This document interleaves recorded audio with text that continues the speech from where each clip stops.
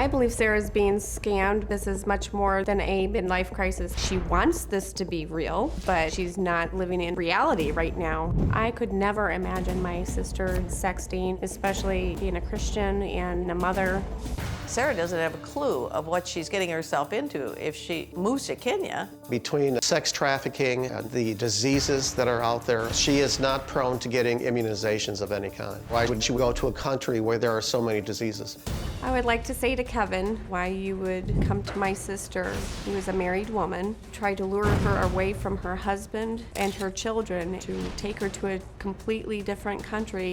I feel terrible for Keith. He's never been my favorite son-in-law, but I don't wish this kind of pain and emotional suffering on anyone. If this is the true Sarah, then I don't know my sister at all. My biggest fear is that she will get on a plane, go to Africa, and we'll never see her again.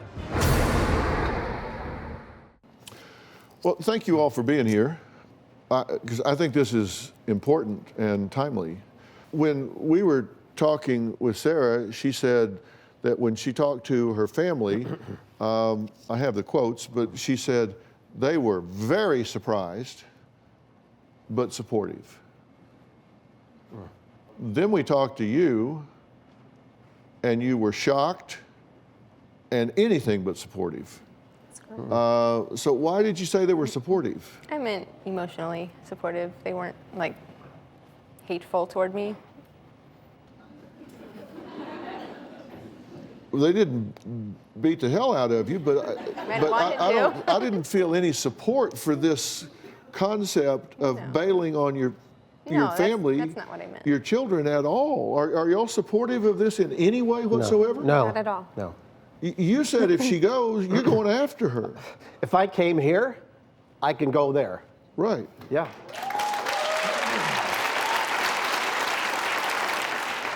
You said if it doesn't work, you'll just come back to him. Not necessarily. That's what you said. Maybe I did, but... No, maybe you did. You said if it doesn't work, and in fact, she told you that. She told me that too. You didn't just tell us, she told you that. She told me. If it doesn't work, I can always come back to you. Yeah, I told her, so what happens if he's just for a green card? He comes to the United States, 6, 12 months, whatever, leaves you. She goes, I'll just come crawling back to you and give you the puppy dog eyes. I never said that. What do you think about this? I'm terrified. And I told Sarah that. She's my daughter. I absolutely fear for her to leave this country, to go to a strange place she's never been to, and to be only around strange people she's never met. That's where I'm at.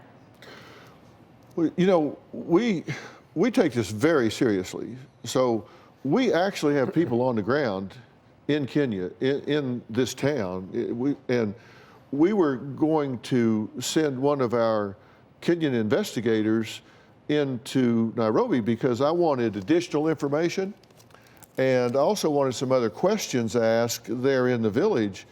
And this is what he told our supervising producer here, that the questions I wanted to ask, he refused to ask because he said, this is a very tribal area and those kind of questions from outsiders could put him in serious danger despite him being Kenyan himself.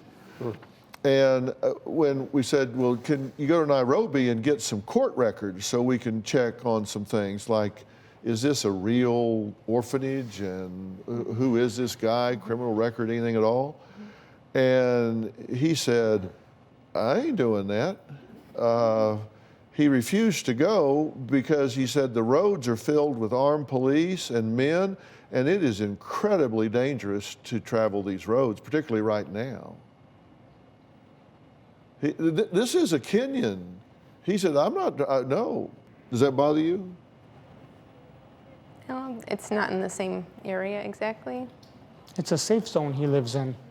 I've been told that already. Do you have a story or a question for me? Click the link in the description and tell me what in the world is going on.